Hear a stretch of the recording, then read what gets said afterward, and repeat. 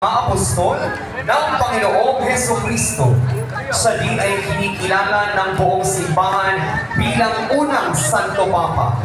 Kalamitang makikita sa mga ikonografiya ni San Pedro ang manok bilang salisan ng kanyang pagkatuwa kay Kristo ng makatatlong uli. Ang imahe ng Apostol San Pedro ay nasa pangangalaga ng pamilya ng yumaong Juanita Delgado ng nayon ng Santa Ana. Apostol San Pedro. Ipanalangin.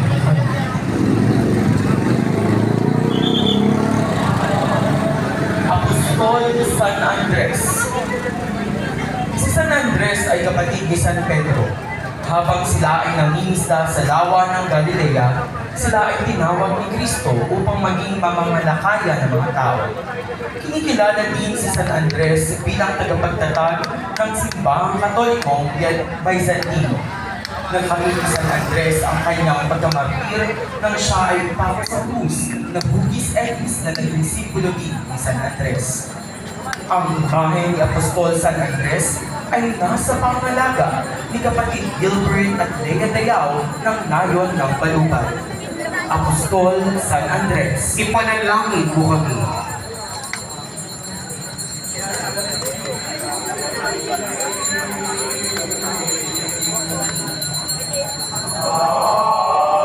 Mayor. Si Santiago ay nabansagan bilang Santiago Mayor bilang siya ay higit na mas nakakatanda kumpara sa isang pang Santiago. Si Santiago Mayor ay anak ni Zebedeo at Salome at kapatid ni San Juan Evangelista.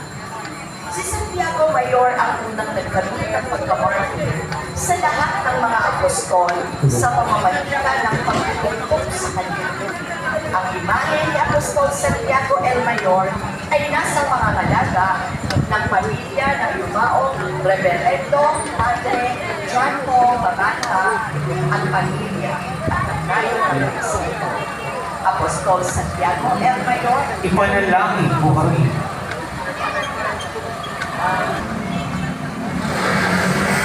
Si Felipe ay kinikilala na nagmula sa lupain ng Bethsaida kasama ni San Andres at San Pedro. Si Felipe din ang nagpakilala kay Jesus sa isa pang apostol na si Bartolome. Siya rin ang nagtanong kay Jesus kung paano pakakainin ang 5,000 katao na sumunod sa kanila. Nakamit ni Felipe ang kaluwalhatian sa pagkapako dito sa krus na pabaliktad. Ang imahe ni Apostol San Felipe ay nasa pangangalaga ni kapatid Toribio at Donata de la Cruz at pamilya Agustin ng nayon ng Patungaw. Apostol San Felipe, Ipanalangin mo kami. Apostol San Bartolome. Si Apostol San Bartolome ay nakilala ni Jesus sa pamamagitan ni Felipe. Kaunti lamang ang nasusulat tungkol sa talambuhay ni Bartolome. Ayon sa binituang tradisyon tungkol sa kanya, siya kasama ni San Judas Tadeo sa tagapagpapalaganap ng Diyos. Ang kinikilala naman ng simbahan sa paraan ng pagkamarami ni San Bartolome ay nang siya ay balatan ng buhay. Kaya naman, sa imahe ni San Bartolome ay makikitang may hawak na taba. Ang imahe ni Apostol San Bartolome ay nasa pangalaga ni kapatid Ron de Custodio at pamilya ng nayon ng Pagbayan. Apostol San Bartolome, ipanalangin mo kami.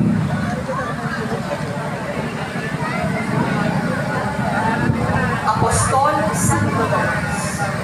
Si Tomas ay nakilala sa paraan ng kanyang pag-aalam ng Jesus sa kanyang pagdaluhin.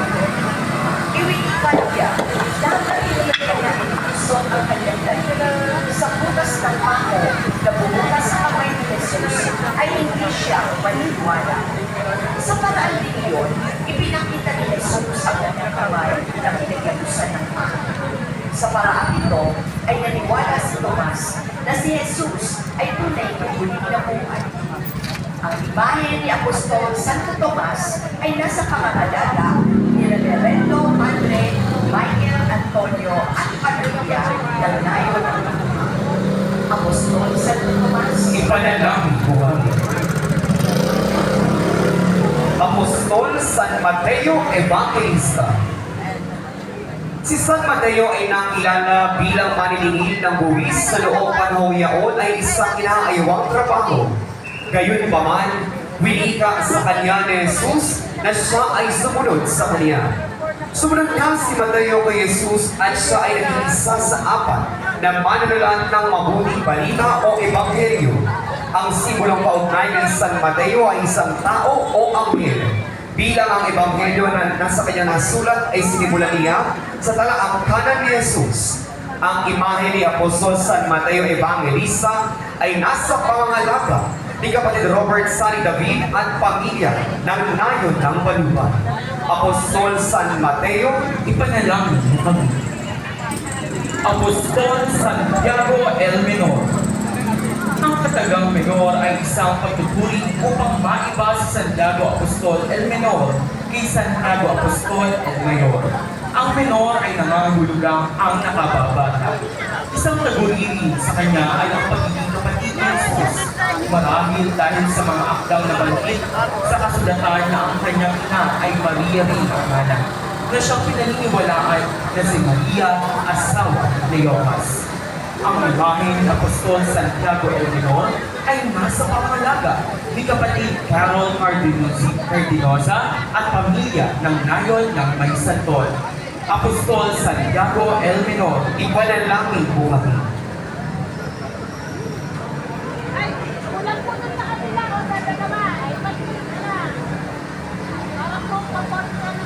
Apostol San Judas Tadeo. Si San Judas Tadeo ay nakilala bilang anak ni Santa Maria. Ang ikonografiya ni San Judas ay ang pamalo ng kanyang kamantapan na naging instrumento ng kanyang pagkabarni. Larawan ni Jesus at ang ilang apoy sa kanyang ulan. Siya ay kinikilala ng ulan ng mga imposible at desperadong panahon. Ang imahe ni Apostol San Judas Tadeo ay nasa pangangalaga ni kapatid Teresita del Mundo at pamilya ng nayon ng San Jose. Apostol San Judas Tadeo, Ipanalangin mo kami. Apostol San Simon Makabayan. Si San Simon ay tinaguri ang Makabayan o Zelotes dahil sa kanyang masugid na pagsunod sa mga kautusan ng mga Hudyo. Sa mga paniniwala ng mga Kristiyano sa kanluran, siya ay namatay sa pamamagitan ng paglalagarin sa kanyang katawan na isang pangkaraniwang paraan ng pagpatay sa mga nasasakupan ng imperyo. Ang ikonografiya ni San Simon ay makikitang tanga niya ang aklat at lagarin bilang sagisag ng kanyang pagkamartir. Ang imahe ni Apostol San Simon Makabayan ay nasa pangangalaga ni kapatid Renza de los Santos at pamilya ng nayon ng Baluban. Apostol San Simon Makabayan, ipanalangin mo kami. Apostol San Matias. Si San Matias ay isang masugid na tagasunod ng Panginoon. Nasundan at nasaksihan niya ang pagdidilag sa Ilog Jordan hanggang sa pag-akyat sa langit. Naging kapatid siya ni Judas Iscariote kay San Jose Barsabas Justo sa pamamagitan ng kalabunutan at pananalangin. Siya ay palihim na pinadakip ng mga sanlibuin at binato hanggang sa mamatay. Initak ang kanyang ulo para palabasing halaban ni Cesar. Ang imahe ni Apostol San Matias ay nasa pangalaga ni kapatid Armando Beroya at pamilya ng nayon ng May Santol. Apostol San Matias, ipanalangin mo kami.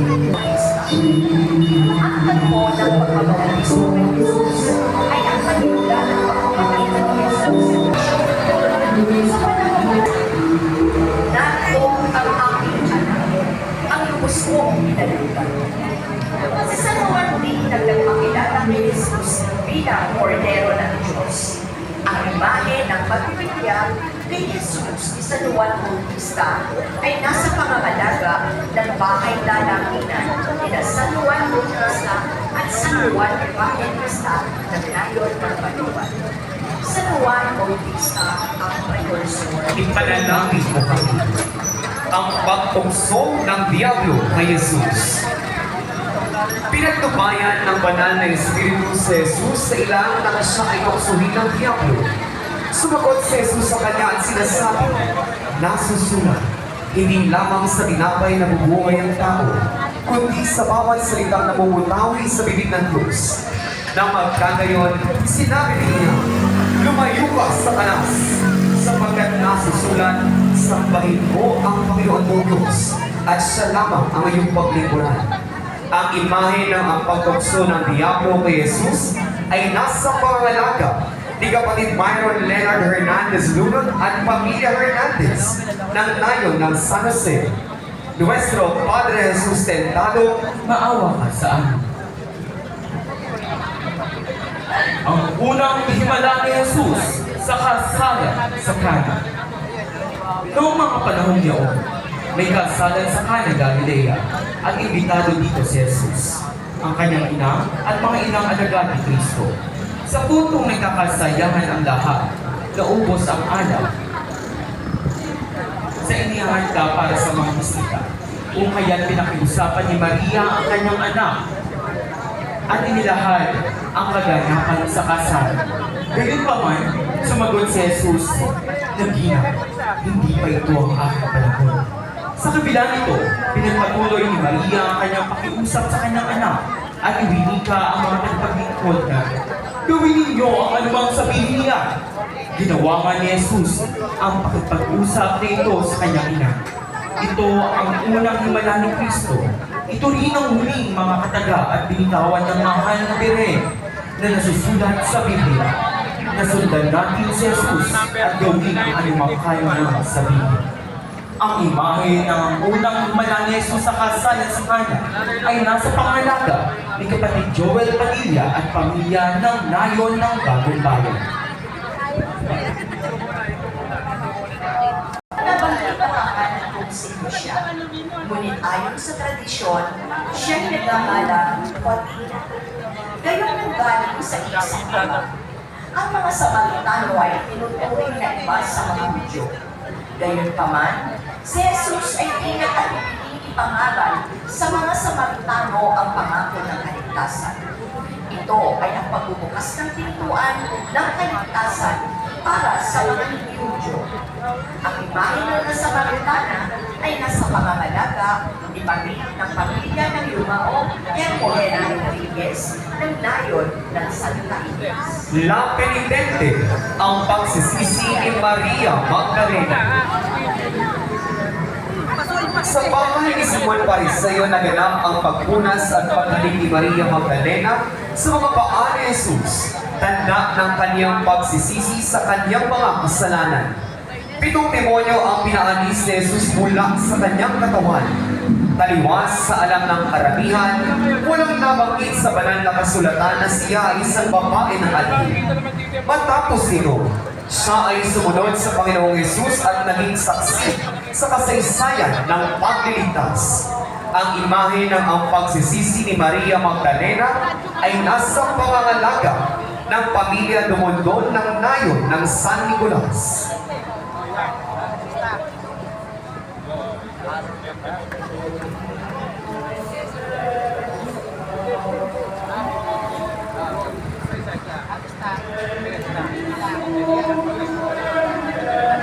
Ang pagtuturo ni Jesus ng Ama namin. Sinabi ni Jesus, sa pananalangin ninyo'y huwag kayong gagamit ng maraming salita, walang kapuluhan. Gaya ng ginagawa ng mga hindi. Ang akala nila'y papakinggan sila ng Diyos dahil sa haba ng kanilang sinasabi. Hindi mo sila kapalaran. Alam na yung Ama na nasa langit ang inyong kailangan bago pa nila ito sa kanya. Ganito kayo mananalangin. Ama naming nasa langit, sambahin nawa ang iyong pangalan. Dumating nawa ang iyong kaharian. Masunod nawa ang iyong kalooban dito sa lupa tulad ng sa langit. Bigyan mo kami ng aming pagkain sa araw-araw at patawarin mo kami sa aming mga kasalanan tulad ng pagpapatawad namin sa mga nagkakasala sa amin. At huwag mo kami hayaang maluso, kundi iligtas mo kami sa masama, sapagkat iyo ang kaharian at ang kapangyarihan at ang kaluwalhatian magpakailanman. Amen. Ang imahe ng pagtuturo ni Jesus ng Ama namin ay nasa pangangalaga ni kapatid Joros Villanueva at pamilya ng Nayon ng Matungao. Senyor Divino Maestro, Maawa ka sa amin.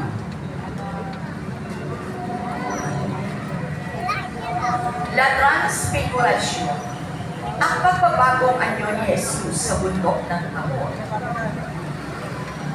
Pagkaraan ng 6 na araw, ibinukod ni Jesus sina Pedro, Santiago, at Juan at isinama sa pagkakyat sa isang mataas na bundok.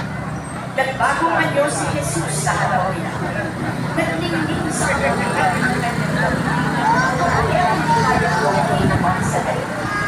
Nagpakita sa kanila doon sina Elias at Moises. Nakakuha ng kumaraw sa Jesus. Sinabi ni Pedro kay Jesus, Rabbi, mabuti po na narito tayo. Magkatayo po kami ng tatlong bola. Isa para sa inyo, isa kay Moises, at isa kay Elias. Hindi alam ni Pedro kung anong dapat niyang sabihin dahil sa maliling takot nila. May lumitaw na ulat at tinilipan na sila. Isang tinig ang narinig nila mula sa ulat. Oo, ang minamahal kong anak, siya ang inyong pakinggan. Nang tumingin sa paligid ang mga alagad, wala na silang nakitang kasama nila, kundi si Jesus. Ang imahe ng ang pagbabagong anyo ni Jesus sa bundok ng Tabor ay nasa pangangalaga ng Pamilya Rojas at Santa Maria ng Nayon ng Bagong Bayan. Ang pagdalaw ni Jesus sa tahanan ni Marta at Maria sa Betania. Si Jesus at ang kanyang mga alagad ay nagpatuloy sa kanilang paglalakbay at pumasok sa isang bayan na tinatawag na Betania. Malugod silang tinanggap sa tahanan ni Marta at ng kapatid niyang si Maria, pawang matataling na kaibigan ni Jesus. Si Maria ng Betania ay naupo sa may paanan ng Panginoon upang makinig sa kanyang itinuturo. Si Marta naman ay kabalang-kabala sa paghanda, kaya lumapit siya kay Jesus at dumaling, Panginoon, wala po ba sa inyo na pinapabayaan ako ng kapatid kong maganda na nag-iisa? Sabihan nga po ninyo siyang tulungan naman ako. Ngunit sinabi ng Panginoon sa kanya, Marta, Marta, nababalisa ka at abalang-abala sa maraming bagay. Ngunit iisa lamang ang talagang kailangan. Mas mabuti ang pinili ni Maria at ito'y hindi aalisin sa kanya. Ang imahe ng ang pagdalaw ni Jesus sa Betania ay nasa pangangalaga ni kapatid Jefferson Concepcion at pamilya ng Nayon ng Santa Ana.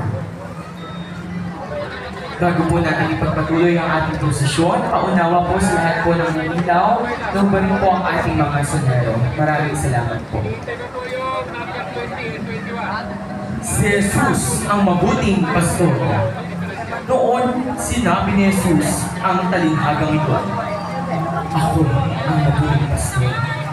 Ang mabuting pastor ay nag-aalok ng kanyang buhay para sa mga tupa. Inilandrag pa ni Jesus, ako ang mabuting pastor. Kilala ko ang aking mga tupa at ako'y kilala nila. Kung paano ako'y kilala ng Ama at siya'y kilala ko. At iniaalay ko ang aking buhay para sa mga tupa. Ngunit at buhay. Nang dumating si Jesus sa tahanan ng kanyang matakaling na kaibigan sina Lazaro, Marta at Maria sa Betania, ay 4 na araw lang nakalimutin si Lazaro. Nang marinig ni Marta na paparating si Jesus, sinalubong niya ito habang si Maria naman ay nag-iwan siya. Sinabi ni Marta ni Jesus, Panginoon, kung narito ka lang, hindi ko sana namatay ang aking kapatid. Ngunit ngayon, alam kong ano mang hihingin mo sa Diyos ay ibibigay niya sa iyo. Sinabi ni Jesus, mabubuhay muli ang iyong kapatid. Sumagot si Marta, alam kong mabubuhay siya muli sa pagkabuhay. Sa huling araw, sinabi ni Jesus sa kanya, Doon, sinabi ni Jesus, alisin ninyo ang bato. Sinabi sa kanya ni Marta na kapatid ng namatay, Panginoon, Nangangamoy na siya dahil 4 na araw na siyang patay. Sinabi sa kanya ni Jesus, "Hindi ba sinabi ko na sa iyo na kung ikaw ay sisampalataya, makikita mo ang kaluwalhatian ng Diyos?" Kaya tinanggal nila Malapit sa may bundok ng mga olibo. Nang malapit na sila sa bayan ng Jerusalem, pinauna niya ang dalawa sa kanyang mga alagad at pinagbikaan ng ganito. Pumunta kayo sa susunod na mga. Pagpasok ninyo, ay makikita ninyo ang isang batang aso na hindi pa nasasakyan ninyo. Ang paglilinis ni Jesus ng templo ng Jerusalem. Pumasok si Jesus sa templo ng Diyos at itinaboy niya ang lahat ng nagtitinda at namimili sa templo. Itinumban niya ang mga mesa ng mga namamalit sa lapin at ang mga upuan ng mga nagtitinda ng mga alaman.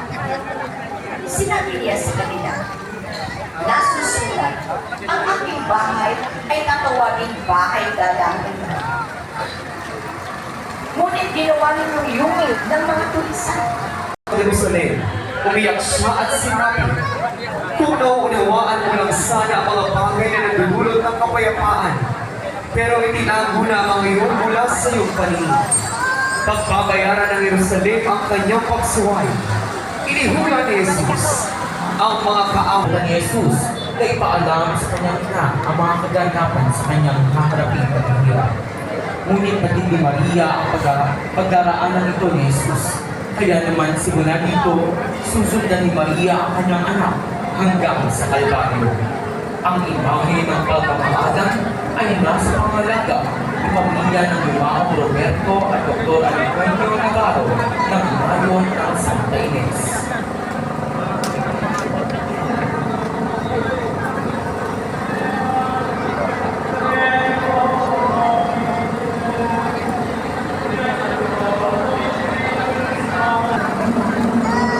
Habang kumakain sila, si Jesus ay dumampot ng tinapay at nagpasalamat sa Diyos. Pagkatapos kanyang pinaghati-hati at inabot sa kanyang mga alagad, sinabi niya, "Kanin ninyo, ito ang aking katawan." Matapos ay dinampot niya ang kopa at matapos ay nagpasalamat sa Diyos. Inabot din niya iyon sa mga alagad at uminom silang lahat. Sinabi niya, "Ito ang aking dugo. Pinatitibay nito ang mga ng Diyos. Ang aking dugo ay mabubuhos para sa marami." Ang imahe ng ang pagtatatag ng banal na Eucharistia ay nasa pangangalaga ni kapatid Francisco at kapatid Emelita Asis at pamilya ng nayon ng Santa Ana. Nuestro Padre Jesus de la Batid na ni Jesus na dumating na ang takdang panahon. Tigib ng pigadi at sakit. Ang kanyang pawis ay naging mistulang tatak ng dugo. Dito ay pinagkatiwala ni Jesus ang kanyang sarili sa kalooban ng kanyang ama. Ang imahe ng pananalangin ni Jesus sa halapan ng kanyang sarili. Mula sa langit at pinalakas ang loob. Dala ng matinding inantis, siya'y nanalangin ng lalong naibig. At pumatak sa lupa ang kanyang pawis na parang malalaking patatawag. Tapos Palit ng kanyang pananalangin ay itinuri na isang kriminal ang Panginoon sa paraan ng pagkakatakip sa kanya. Pinigilan ito ng kanyang mga alagad. Gayunpaman, lahat ng kanyang mga kasama ay nagsitakbuhan at nag-iwan nag-iisa sa kamay ng mga kawal si Jesus. Nakita at nakakilala sa kanya bilang alagad ni Jesus. Dala ng takot, makatlong beses niya itong itinatwa at ipinagkaila na kilala niya si Kristo. Sa ganong pagkakataon ay tuminaw ng manok, tanda ng wika ni Jesus sa kanya. matapos pawalan si Barabbas, si Jesus ay tuluya at inilagay. May mga taong umakipas at sumusunod sa kanya. Matapos ay tinanong, "Hulaan mo." Gayunpaman, batid ni Pilato na ingit ang nagdala sa kanila sa kanya. Kung kaya't ang naging desisyon ni Pilato ay iparumpit na lamang si Kristo. Siya ay iginapos sa isang haliging bato at sinimulang paghagupitin ng mga kawal. Ang imahe ng si Jesus ay itinapos sa kaliting bato ay nasa pangangalaga ng bahay dalang ina. Panginoon sa tindi ng hirap at pagpapakasakit na kanyang nararanasan. Gayunpaman, sa kabila ng mga hagupit na mga kawal, bukas niyang tinanggap ang lahat para sa katubusan ng daigdig. Ang imahe ng Senyor Jesus desmayado ay Bukan siya ng buong pangalyon ng mga kawan. Inubaran nila siya at sinuutan ng isang palakay. Nalaan lamang sa mga hari. Ipinatong sa kanya ang isang koronang tinik at ipinahawakan sa kanya ang isang tampo. Pati ang winika-wika. Mabuhay ang hari ng mga Hudyo. Ang imahe ng Senyor Jesus de la Pasensya ay nasa pangangalaga ng bahay dalang ina ni Santa Ana ng nayon ng Santa Ana. Senyor Jesus de la Pasensya, maawa ka sa amin.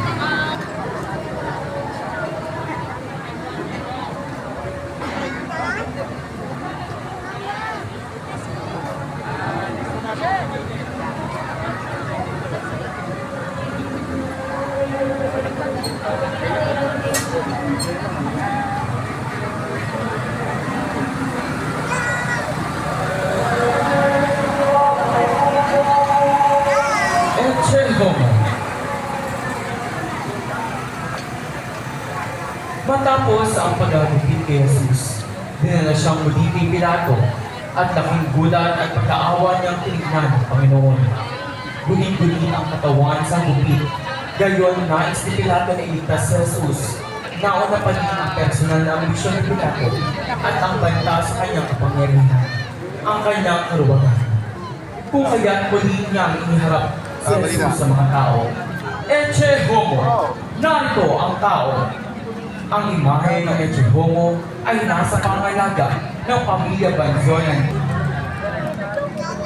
Sa karuwagan ni Pilato, si Jesus ay pinaliban ng mga udyok ng mga taong mga sarili.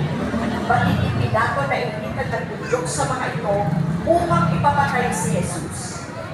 Ninais naman ni Pilato na si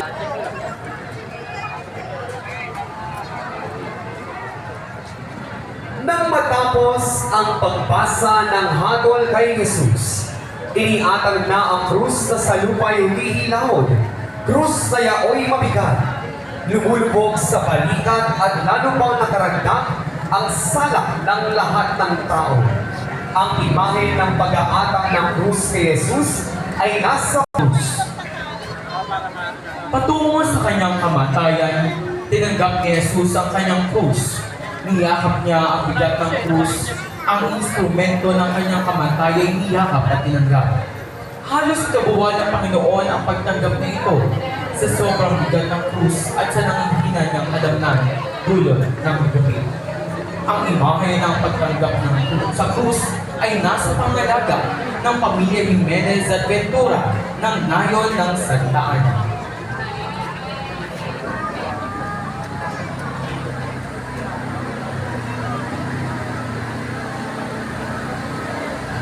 Nuestro Padre Jesus Nazareno. Ang tito ng krus sa Panginoong nanihirap. Sa bigat ng krus, sa pagbubugat ng mga tao, sa mga hagupit na nagpahinga sa kanyang katawan, at sa pagtalikod sa kanya ng kanyang kaalam na Panginoon, ay mas bumibigat ang krus na Ayon sa tradisyon, siya ay anak ni San Cleopas at Santa Maria Cleopas. Kapatid ni San Simeon si Santiago el Menor na siyang unang obispo ng Jerusalem, San Jose Barsabas Justo at San Judas Tadeo. Si San Simeon ay isa sa mga unang disipulo ni Jesus, ngunit hindi kabilang sa 12 apostol. Sinasabi rin na isa siya sa nakakita at nakausap ng Panginoon. Isa sa tatlong Maria na kasama ng mahal na ina sa bundok ng Kalbaryo. Ayon sa mabuting balita, si San Lucas ay isa siya sa mga alagad na nagtungo sa Emmaus na pinagpakitaan ni Jesus noong siya ay muli ang buhay. Matapos nito, sila ay bumalik sa Jerusalem upang ibalita sa kay Judas Iscariot.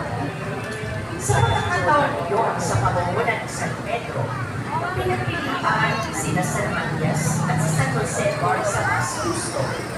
Bagamat hindi lang nakahalilig ng Jesus na Lore, ay napatuloy siya sa pagpapaliwanag ng Tapos matalsikan ng dugo at tubig na nagmula sa sugat, dala ng kanyang pagsibat sa tagiliran ng Panginoon. Nagsisi at nanalig sa Panginoon si San Longino at iniwan ang pagiging sundalo at naging isang monge sa Cappadocia. Ang imahe ni San Longino ay nasa pangangalaga ng bahay kalanginan ni Santa Ines ng Roma ng nayon ng Santa Ines. San Longino, ipanalangin mo kami. Nang makinig at paniwalaan ang mga aral ni Jesus. Gayunpaman, batid ni San Nicodemo na si Jesus ang Mesiyas. Sa kalagitnaan ng gabi, palihim na nagtatagpo si Jesus at si Nicodemo upang magtanong patungkol sa kaharian ng Diyos. Sa kamatayan ni Jesus, siya ang humingi ng katawan ni Jesus kay Pilato upang ibaba sa krus at bigyan ng marangal na libing. Kasama ni Nicodemo, magkasama nila inihanda si Jesus para sa libing. At maging ang sariling libingan ni Jose ay kanyang ibinigay para kay Jesus. Ang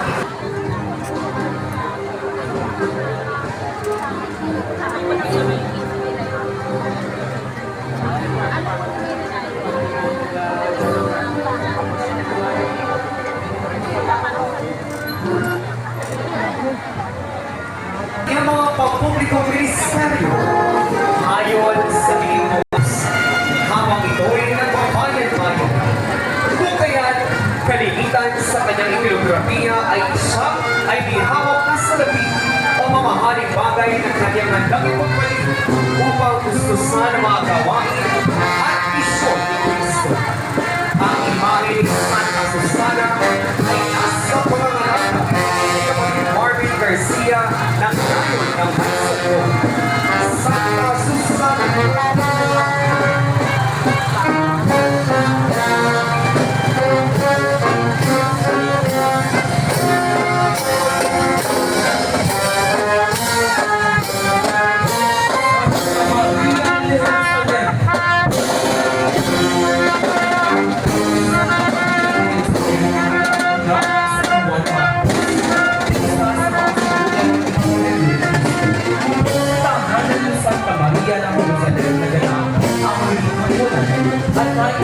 Banal na Eucharistia.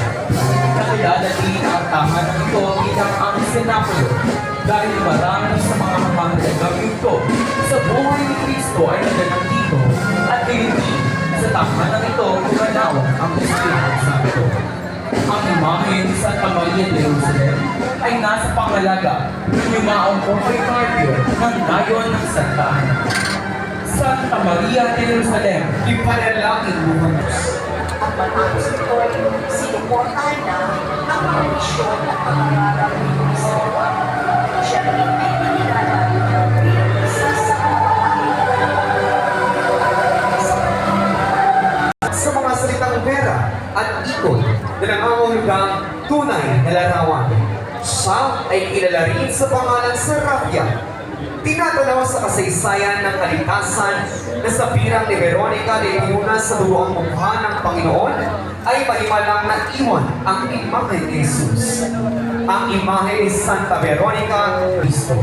at ang bukod tanging niyang tinangisan dala ng matinding kapighatian. Siya rin ay ang unang binuhay ni Jesus mula sa mga patay. Kanya rin mga kaparian ng Betanya. Ayon sa matandang tradisyon, nagtungo ang mga magkakapatid ng Betanya sa Pransya at doon ay naging unang obispo si Lazaro na ang unang napabilang ng mga Kristiyano. Nag-aasikaso sa tuwing dumadalaw si Jesus sa kanilang lugar. Inikilala si Santa Marta bilang patrona ng mga aktivong orden dahil sa pag-aasikaso niya kay Jesus.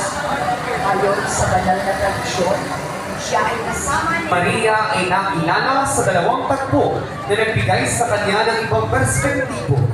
Una, Siya ay naupo sa paanan ni Jesus habang nakikinig sa kanyang mga aral. At ang pangalawa ay nangbuhusan niya ng mamahaling pabango ang mga Panginoong na malapit sa Panginoong sa Kristo. Isinama sa pangalan niya ang Jobe bilang siya ang ina ni Santiago el Menor na tinatawag din Jacobo. Kung kaya ang tawag sa kanya ay Maria Jacobe, na nangangahulugang si Maria, ina ni Jacobo. Siya rin ay saksi sa kamatayan, paglilibing at muling pagkabuhay ni Jesus. Ang imahe ni Santa Maria Jacobe ay nasa pangalaga ni kapatid Rodelio Pampiona ng nayon ng may santol. Santa Maria Jacobe, ipanalangin mo kami.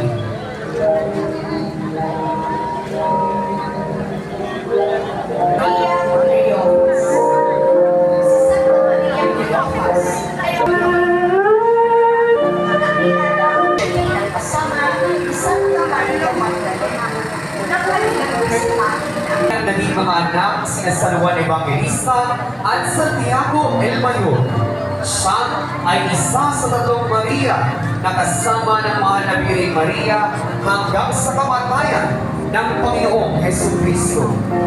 Ang ikonografiya ni Santa Maria Maria Magdalena ay isang babae ng aliw.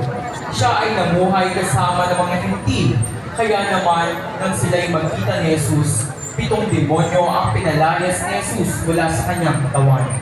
Si Santa Maria Magdalena ay kinilala bilang Apostola sa kanya. Ni Jesucristo ang mga palala sa kanyang inang si Maria mula sa krus. Siya lamang sa mga alagad ang namatay ng kayapa at hindi naging sa mga Mater Dolorosa.